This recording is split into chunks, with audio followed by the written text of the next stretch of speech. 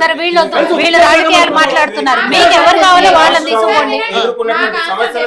TSC అభ్యర్థులకి, TET అభ్యర్థులకి, గురుకుల అభ్యర్థులకి, డిగ్రీ లెక్చరర్ అభ్యర్థులకి, జేఎల్ అభ్యర్థులకి అందరికి మీరు ఆన్సర్ ఇచ్చినట్టే. నాకు అందుకే అందరి తరపు నుంచే నేను వచ్చిన టీచింగ్ ఫీల్డ్ నుంచి.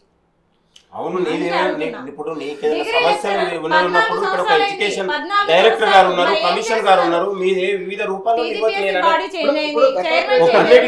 ఎన్ని సంవత్సరాలైందమ్మా? 14 సంవత్సరాల సమస్య కదా. ఒక్క నిమిషం అమ్మ, 14 సంవత్సరాల సమస్య మీరు అంటారు కదా, ప్రభుత్వం వచ్చి అదే అవునమ్మా వీళ్ళ హయాంలో నోటిఫికేషన్ వచ్చింది, కానీ వీళ్ళు 22లో అది అక్కడికే పోస్టులు ఇంకా పెంచుతామని షార్ట్ అవుట్ చేయకుండా వాళ్ళు వదిలేసిరు దాన్ని.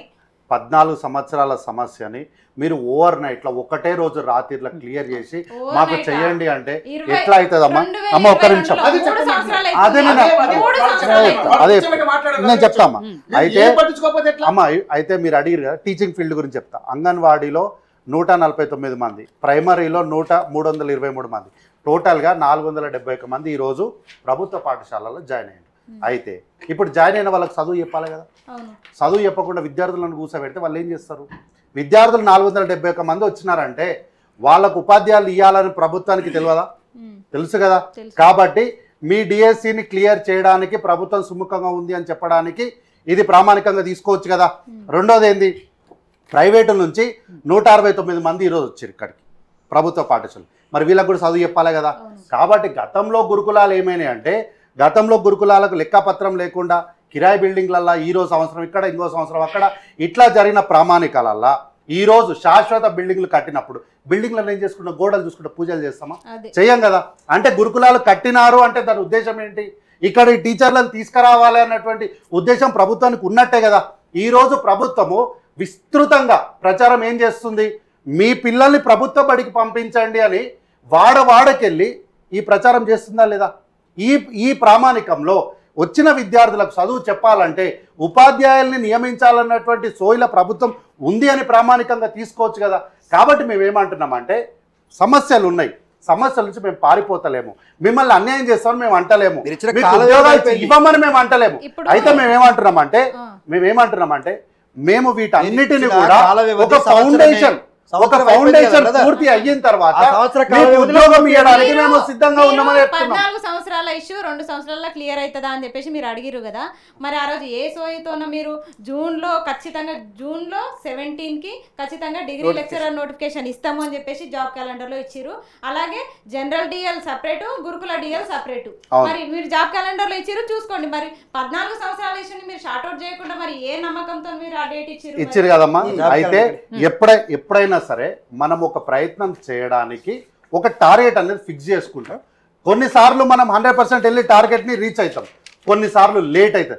లేట్ అయినంత మాత్రాన దాన్ని ఆలస్యంగానే తీసుకోవాలి కానీ అలక్ష్యంగా తీసుకోవద్దు. కాంగ్రెస్ పార్టీకి ఎప్పుడైనా సరే, మీరు టీచింగ్ ఫీల్డ్ కాబట్టి చెప్తున్నా, టీచింగ్ ఫీల్డ్ పైన కాంగ్రెస్ పార్టీకి చిత్తశుద్ధి ఉంటది అని చెప్పడం గత చరిత్ర చెప్తున్నా.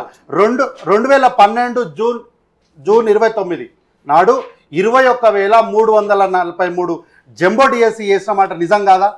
నిజమా కాదా? కాబట్టి నేనేమంటున్నామా, మీ టీచింగ్ వ్యవస్థ పైన ప్రభుత్వానికి చిత్తశుద్ధి ఉంది కాబట్టి ఏంటి, రాజకీయాలు మేము చేస్తాము, మీరు పిల్లల భవిష్యత్తును తీర్చిదిద్దండి అని ముఖ్యమంత్రి గారు ఓపెన్గా చెప్పినారా లేదా? ఆ మాటను మీరు ప్రామాణికంగా తీసుకొని నేనేం మిమ్మల్ని అభ్యర్థిస్తున్నా, అంటే విజ్ఞప్తి మాత్రమే చేస్తున్నా.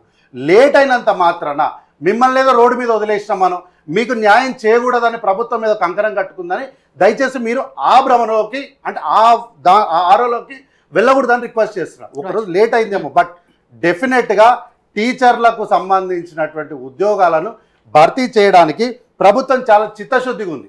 అయితే ఇంతకుముందు మాట్లాడుకుంటూ జనార్దన్ మాట్లాడుకుంటూ, అంటే నాకు స్టార్టింగ్లో కోపం రావడానికి కారణం ఏంటంటే, ఆయన రాగానే నువ్వు ముఖ్యమంత్రిని కలిసావు కదా, ఫోటో ఏడుంది, నువ్వు ఫోటో చూపెట్టంటే, మీరు సమస్య పైన మాట్లాడకుండా ఒక వ్యక్తి సీఎం గారిని కలిసినా నేను అని అంటే నీకెందుకు ఆధారాలు? కలిసిండో కలవలేదు, ఆ వ్యక్తిగత విషయాలను చర్చలోకి తీసుకురావాల్సిన అవసరం లేదు. ఏదైతే సమస్య అదే అవసరం లేదు కదా. కాబట్టి మీరు ఏదైతే సమస్య అడిగినారో అమ్మా, ఇప్పుడు నేను కామెంట్ చూస్తున్నా అమ్మా, ఇగో నేను లైవే చూస్తున్నా, ఉండబ్బా ఉండుగా ఉండు అన్న ఉండు ఉండబ్బా ఉండు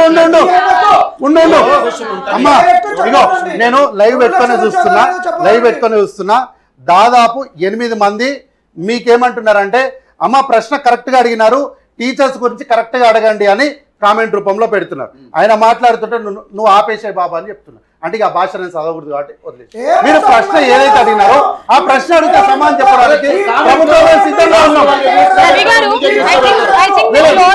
ఎందుకంటే ఎంతసేపు వీళ్ళు ఒకటే విషయం గురించి మాట్లాడుతున్నారు ప్రశ్న అడిగిన సమాధానం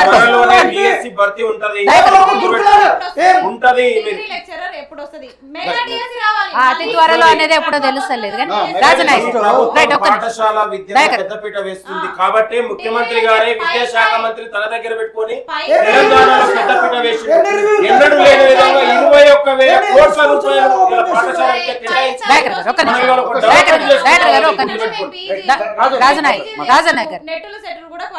మీరు చూసారు నల్గొండ జిల్లాలో ఒక్క నిమిషం చెల్లెమ్మ నల్గొండ జిల్లాలో వెంపటి అనే ఒక గ్రామంలో 27 మంది ప్రభుత్వ టీచర్ల పిల్లలు ఇవాళ ప్రభుత్వ పాఠశాలలో చదువుతున్నారు ఇది తెలంగాణ అభివృద్ధి పురోగతికి నిదర్శనం చెప్పండి అన్న ఒక నిమిషం రాజనాయక్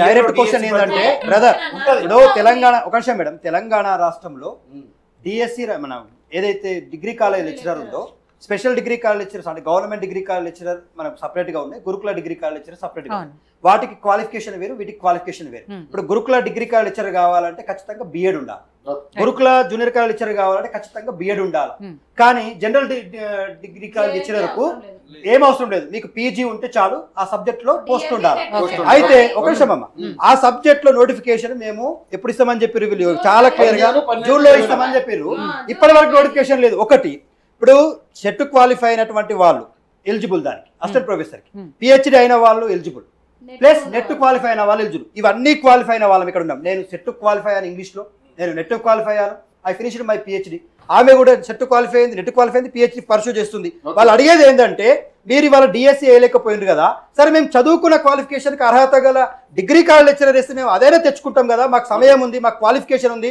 కాంపిటీషన్ తక్కువ ఉంటుంది అది చేస్తామనంటే ఇప్పటి వరకు దాని గురించి ఊసు లేదు పలుకు లేదు ఒకటి రెండోది బ్రదర్ ఇవాళ మేడం ఇదే కాంగ్రెస్ పార్టీ ఇదే ఇప్పుడు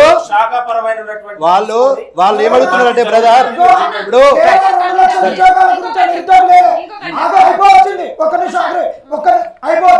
ప్రశ్న అడగాలి ఉద్యోగాల గురించే కాదు ఆ రోజు కాంగ్రెస్ వాళ్ళు ఎవరు లేరు మా కాడికి వచ్చి మాట్లాడినటువంటి అజయ్ కుమార్ సారు ఆ రోజు ఉన్నటువంటి ఇన్ఛార్జ్ ఠాకూర్ గారు ఇంకా వచ్చినటువంటి ఇన్ఛార్జీలు అందరూ చెప్పింది ఏంటో తెలుసా కేవలం 2 లక్షల ఉద్యోగాలు కాదు అసలు నిరుద్యోగులు 30 లక్షల మంది ఉన్నారు 30 లక్షల మందికి ఇప్పుడు 2 లక్షల ఉద్యోగాలు పోతే క్యాడర్ స్ట్రెంత్ ఏంటంటే 4,91,304 ఈ తెలంగాణకున్న క్యాడర్ స్ట్రెంత్ అలా 2 లక్షల ఖాళీలు ఉన్నాయి ఇంకా 28 లక్షల మంది పరిస్థితి ఏంటి వాళ్ళ గురించి ఏం చేయాలి అన్ఎంప్లాయ్మెంట్ పాలసీ ఏంటి ప్రైవేట్ సెక్టార్లలో స్థానిక రిజర్వేషన్ ఏంటి వీళ్ళకి స్థానిక రిజర్వేషన్ ఏ విధంగా ఇవ్వాలి వచ్చినటువంటి ప్రైవేట్ సెక్టార్లలో ఉన్న కంపెనీలలో ఎవరెవరికి ఒకళ్ళ ఉద్యోగాలు రాకుండా వీళ్ళకి స్కిల్ ఎన్హాన్స్మెంట్ ఏంది యూనివర్సిటీలను ఏ విధంగా డెవలప్ చేయాలి యూనివర్సిటీలను సాఫ్ట్వేర్ కంపెనీలకు మ్యానుఫ్యాక్చరింగ్ సెక్టార్కు అగ్రికల్చర్ సెక్టార్లకు ఏ విధంగా లింకప్ చేయాలి వీటన్నిటి గురించి విస్తృత చర్చలు జరిగినాక 3 పేజీల మేనిఫెస్టో నిరుద్యోగుల గురించి పెట్టినాక అప్పుడు కాంగ్రెస్ గురించి పోయినాం ఇవాళ 2 లక్షల ఉద్యోగాలు ఇవాళ డిఎస్ఓ గ్రూప్సో కాదు అన్న వేస్తాంటాడు నీకు 60,000 ఉద్యోగాలు వచ్చిన జనార్దన్ నీకేదన్నాడు ఇవాళ 2 లక్షల ఉద్యోగాలు వచ్చినా 28 లక్షల మంది ఖాళీ ఉంటారు అల్లు వచ్చాడితే నువ్వు ఎందుకు ఉద్యోగం కొట్టలేదంటే ఆ పరిస్థితి ఏంది అందరికి వస్తాయా రవి గారు తెలంగాణలో ఈ ప్రభుత్వం 50 లక్షల ఉద్యోగాల 50 లక్షల ఉద్యోగాల భర్తీకి ఆలోచన చేస్తా ఉంది 50 లక్షల ఉద్యోగాల భర్తీకి ప్రభుత్వం ఆలోచన చేస్తా ఉంది ఒకవైపు స్కిల్ యూనివర్సిటీ యంగ్ యూనివర్సిటీని పెట్టి డిగ్రీ చదివినటువంటి విద్యార్థికి కూడా ఉద్యోగం ఇవ్వాలనే ఆలోచనతోని ఈ ప్రభుత్వం మూతపడినటువంటి ఐటీఐని కూడా ఈ ప్రభుత్వం 2000 కోట్లు కేటాయించి రవి గారు, మనం ఒక పరిశ్రమలకు అనుసంధానం చేస్తా అందులో ఉన్నవన్నీ పాలసీస్ గురించి మాట్లాడాలంటే ఒక రోజు మొత్తం పడుతుంది. ఒక primary thing is two lakh jobs. Sir please I'll complete it.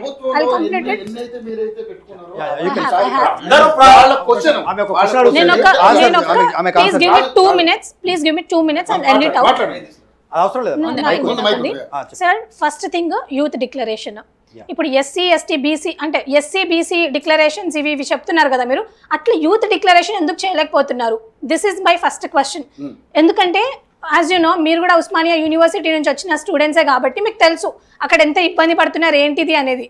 So అది దృష్టిలో పెట్టుకొని దాని గురించి మీరు సీఎం గారికి ఒక మాట చెప్పండి. And another thing what I want to raise is 18 months అయిపోయింది సార్ గవర్నమెంట్ వచ్చి, ఇప్పటి వరకు చీఫ్ మినిస్టర్ గారు మాతోటి మాట్లాడలేదు ఇప్పటి వరకు ఒక్కసారి కూడా. బికాజ్ ఆయన ఒక education minister, so he have all the responsibility. మాతో మాట్లాడాలి కాబట్టి మాట్లాడలేదు. ఎంతసేపు పొన్నం ప్రభాకర్ గారిని కలవమన్నారు, మేము కలిసాము, బట్ అది కాదు కదా, మేము చీఫ్ మినిస్టర్తో మాట్లాడాలి. మేము ఎందుకంటే ఆ రోజు సార్ వచ్చారు కదా, సార్ వచ్చి చెప్పారు కాబట్టి మేము సార్తో మాట్లాడాలి.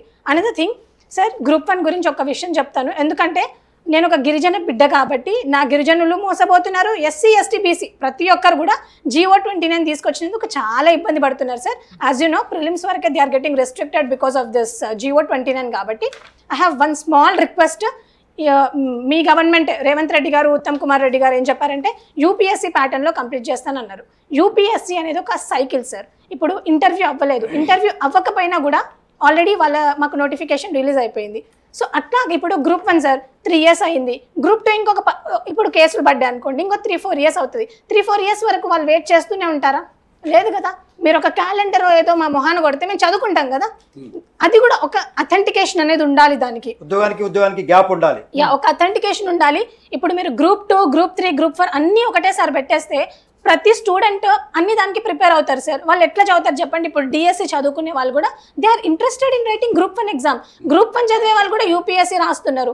సో ఇలా జాబ్స్కి అంటే ప్రతి ఉద్యోగానికి మీరు ఒక గ్యాప్ ఇవ్వడం వల్ల అక్కడ ఒక అనవసరంగా అంటే మాకు ఓవర్లాప్ అవ్వకుండా మాకు ఈజీ అవుతుంది. అండ్ అనదర్ థింగ్, ఇందాక సార్ మీరు అన్నారు బడ్జెట్ లేదు అని చెప్పేసి. Are we responsible? మేము రెస్పాన్సిబుల్. ఆ బడ్జెట్ లేదు అంటే ఇప్పుడు మా పేరెంట్స్ ఉన్నారు, రైతులు ఉన్నారు, ఉద్యోగులు ఉన్నారు, చాలా మంది ఉన్నారు. We are paying taxes. మేము ట్యాక్సెస్ పే చేస్తున్నాం సార్. మా పేరెంట్స్కి వచ్చే దాంట్లో సగం జీతం ట్యాక్సెస్కే పోతుంది. మేము ట్యాక్సెస్ కరెక్ట్గా పే చేస్తున్నాం, లేకపోతే మా సిబిల్ స్కోర్ పడిపోతుంది. అంటే మేము ఇంత కష్టపడుతున్నాం కదా, అట్లాంటప్పుడు it's the responsibility of the government. What kind of governance అనేది మీరు ఆలోచించండి. మీరు ఇందాక అన్నారు గవర్నమెంట్ దానికి రెస్పాన్సిబిలిటీ అని దయాకర్ గారు అన్నారు. Sir, you are also the part of a government. మీరు కూడా గవర్నమెంట్లో ఒక పార్టే. సో మీరు మా ఇష్యూస్ అక్కడ దాకా తీసుకెళ్ళాలి. మీరు ఈరోజు చీఫ్ మినిస్టర్ గారితో మాట్లాడారు, మీరు ఏం మాట్లాడారు అని నాకైతే తెలియదు సార్. మేబీ మా గురించే మీరు మాట్లాడుంటారు. సో మై ప్రైమరీ డిమాండ్ ఏంటంటే, ఆల్రెడీ ఇప్పుడు కేసీఆర్ గారిని ఇవ్వలేదు కదా అని ఒక స్టాంప్ వేసి సరే మేము వద్దనుకున్నాము అంటే వేరే ఏం చేయలేదు ఏం కాదు. ఇన్ఫ్రాస్ట్రక్చర్ కానీ మిగతావన్నీ బాగానే డెవలప్ చేశారు. బికాజ్ నేను కూడా మహబూబ్ నగర్ జిల్లా, వలసల జిల్లా, మా జిల్లా కూడా చాలా మంచిగా ఉంది ఆఫ్టర్ కేసీఆర్ గారు వచ్చాక. కానీ నేను ఇప్పుడు ఏమడుగుతున్నానంటే, నేను ఆల్రెడీ ఇవ్వలేదు కాబట్టి ఒక స్టాంప్ వేసి పంపించేశాం. మీరు ఇవ్వలేకపోతే మీకు ఒక స్టాంప్ వేసి పంపించేశాం సార్. ఎందుకంటే 2 लाख బేరోజ్గారీ హమ్ దేంగే అని ప్రియాంక గాంధీ గారు చెప్పినందుకే మేము కాంగ్రెస్ పార్టీని తీసుకొచ్చాం. Before PCC chief Revanth Reddy garu PCC chief అవ్వకముందు సీరియస్లీ సార్ కాంగ్రెస్ పార్టీ అంటే అతాపత లేకుండానే ఉండేది. నేను మహబూబ్ నగర్లో ఉంటాను, నా విషయం అయితే నేను చెప్తున్నాను sir. The thing ground level reality అనేది మీరు కూడా యాక్సెప్ట్ చేయాలి కాబట్టి చెప్తున్నాను. ఇప్పుడు మీరు రైతులకు ఇచ్చి రైతు సంబరాలు చేయడం కాదు సార్. ప్రతి రైతు కూతురు, కొడుకు, ప్రతి ఒక్కరు కూడా గవర్నమెంట్ జాబ్స్కి ప్రిపేర్ అవుతున్నారు. మీరు చిక్కడపల్లి లైబ్రరీకి వెళ్ళండి, మీరు ఆల్రెడీ వెళ్ళుంటారు. ఉస్మానియా యూనివర్సిటీ, దిల్సుఖ్ నగర్, ప్రతి ఒక్క సార్. ఇంకొక తెలుసా, వాళ్ళ వల్ల అవ్వట్లేదని కొంతమంది పెళ్ళిళ్ళు చేసుకున్న వాళ్ళు ఉన్నారు, వాళ్ళ వల్ల అవ్వట్లేదని వాళ్ళ పిల్లల్ని ఇంత చదువుకొని వాళ్ళ పిల్లల్ని అంగన్వాడీలోకి పంపిస్తున్నారు. అలాంటి పరిస్థితి సార్. చాలా అసలు మీకు నేను చెప్పలేను ఎంత డిటోరియేటెడ్గా ఉందో వాళ్ళ పరిస్థితి. ఇప్పుడు మీరు ఫ్రీ బస్సెస్ కూడా చేశారు sir. I agree, I don't want to talk on this, but let me finish it. మీరు ఫ్రీ బస్సెస్ కూడా చేశారు, కానీ ఆడపిల్లలకు ఫ్రీ బస్సెస్ చేశారు, కానీ స్కూటీల విషయం ఎక్కడైపోయింది సార్? మీరు అన్నారు కదా మీరు స్కూటీలు ఇస్తామని చెప్పేసి, మీరు ఇవ్వలేదు. అండ్ మోర్ ఓవర్ ఒకటే సార్, ఈ మధ్య ఉమెన్ రిజర్వేషన్ అని కూడా ఒక టాపిక్ గురించి వస్తుంది. ఆ టాపిక్ గురించి కూడా మీరు కొంచెం ఆలోచించండి. మాకు ఫస్ట్ 2 lakh జాబ్స్ కావాలి. మాకు జాబులు వద్దనట్లేదు సార్. మీరు అంటున్నారు కదా మీరందరూ నిరుద్యోగులు కాదు, బయటకు వచ్చి ఏదో చేస్తున్నారని. ఎవరైనా బయటకు వచ్చి దెబ్బలు తింటారా sir? No I just wanted to finish it out. Even నేను జనార్దన్ గురించి కూడా చెప్తాను సార్. సార్ ఒక నిమిషం, నేను I will talk about Janardhan. Janardhan గారి గురించి సెపరేట్ డిబేట్ పెట్టుకుందాం.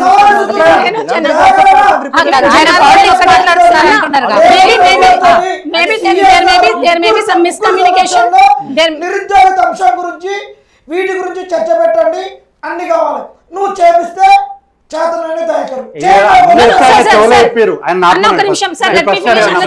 అనదర్ పాయింట్ టీజీపీఎస్సీ ప్రక్షాళన చేశారు అని మీరు చెప్పారు కదా. మహేందర్ రెడ్డి గారిని పెట్టినందుకు మాకు ఎటువంటి ప్రాబ్లం లేదు. కాకపోతే మా ప్రైమరీ డిమాండ్ ఏంటంటే టీజీపీఎస్సీ సార్, టీజీపీఎస్సీ చుట్టూ బ్యారికేడ్స్ ఉంటాయి సార్, పోలీస్ పర్సనల్స్ ఉంటారు. మేము ఎవరిని వెళ్ళి కలవాలి? మాకు ప్రాబ్లం ఉంటే దట్ ఈస్ మేము కలవాలి కదా. ఒక TGPSC chairman he should be accountable to the students and he is not accountable to the students. ఇది sir, this is my first thing. Rajunayak garu ఎటు తిరిగినా ఇది అంటే ఈ 10